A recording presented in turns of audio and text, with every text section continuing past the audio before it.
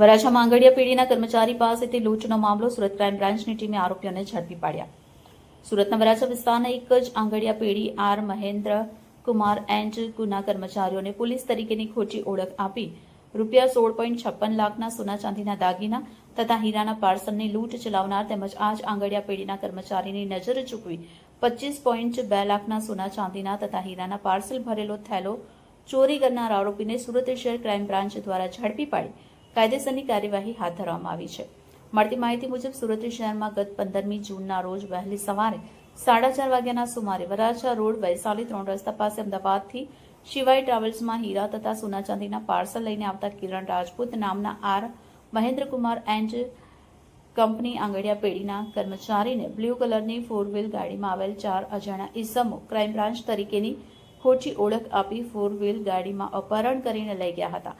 તેની પાસેથી પેઢીના કિંમતી સોના ચાંદીના દાગીના તથા હીરાના પાર્સલ ભરેલ થેલો કિંમત રૂપિયા 16,56,000ની મત્તાની લૂંટનો બનાવ બનવા પામ્યો હતો. જે અનુસંધાને વરાછા પોલીસ મથક ખાતે સંલગ્ન કલમ હેઠળ ગુનો રજીસ્ટર થયો હતો. ગઈ તારીખ 15 જૂન 2025ના રોજ સુરત શહેરમાં વરાછા પોલીસ સ્ટેશનની હદમાં વહેલી સવારમાં અમદાવાદથી સુરત આવતી શિવાય ટ્રાવેલ્સની બસમાંથી આર મહેન્દ્ર આંગડિયાના કર્મચારી જ્યારે પોતાના પાર્સલ લઈને નીચે ઉતરતો હતો ત્યારે એને 4 લોકોએ બનાવટી પોલીસને એવી ઓળખ આપી એમની પાસેથી એની ગાડીમાં બેસાડી અને એમની પાસેથી મોબાઈલ અને જે થેલા હતા એ લૂંટીને જતા રહ્યા હતા. આ બાબતનો ગુનો વરાછા પોલીસ સ્ટેશનમાં ચાલુ હતો અને આની તપાસમાં Surat crime branch Varachha police station લાગેલા હતા. દરમિયાનમાં 17ના રોજ ફરીથી આ જ આંગડિયા આર મહેન્દ્ર આંગડિયાનો કર્મચારી ફરીથી શિવાય ટ્રાવેલ્સની બસમાં જ અમદાવાદથી સુરત આવતો હતો અને સુરત આવતો હતો. દરમિયાનમાં સુરત પહોંચ્યા પછી જ્યારે એ બસમાંથી નીચે ઉતરતો હતો અને બેગ પાછળ રાખી અને આગળ જોવા ગયો કે એમના કર્મચારી આવી ગયા કે નહીં, ત્યાં પાછળથી કોઈ બેગ લઈ બારીમાંથી આપી અને ફરીથી આ જ આંગડિયા સાથે ફરીથી પેટી અને એની બેગ લઈ અને એક ગાડી પાછળ અમદાવાદથી એનો પીછો કરતી હતી.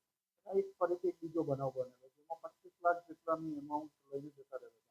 આ બંને બનાવોમાં એક જ ટ્રાવેલ્સ હોય, એક જ જગ્યાએ એનો પીછો થતો હોય, એક જ આંગડિયા હોય તો સુરત ક્રાઇમ બ્રાન્ચની ટીમ અને જવાન વંશાજની અલગ અલગ ટીમો કામે લાગેલી છે. દરમિયાનમાં સુરત ક્રાઇમ બ્રાન્ચની ટીમને માહિતી મળી હતી કે આ બંને બનાવમાં એક જ ગેંગ સંડોવાયેલી છે જે ઝાલોર જિલ્લા રાજસ્થાનની ગેંગ છે અને સુરત ક્રાઇમ બ્રાન્ચના પોલીસ ઇન્સ્પેક્ટર જયંત ઝાલા, જયંત ગૌસ્વામી, સોઢા, વાળા વગેરે ટીમોએ સતત પ્રયત્ન કરીને આ લોકોને 3 જણાને પકડી પાડ્યા છે.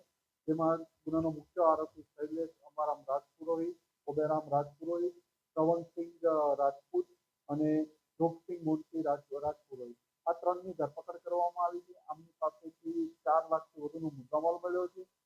શૈલેષ અને શ્રવણસિંહને હિંમલ જિલ્લા તાલુકામાં ઝાલોરથી પકડવામાં આવ્યા છે જ્યારે જોગસિંહ રાજપુરોહિત અમદાવાદથી સુરત ક્રાઇમની ટીમ લાવી પૂછપરછ કરીને એમની પાસેથી 4 લાખથી વધુનો મુદ્દામાલ મળ્યો છે.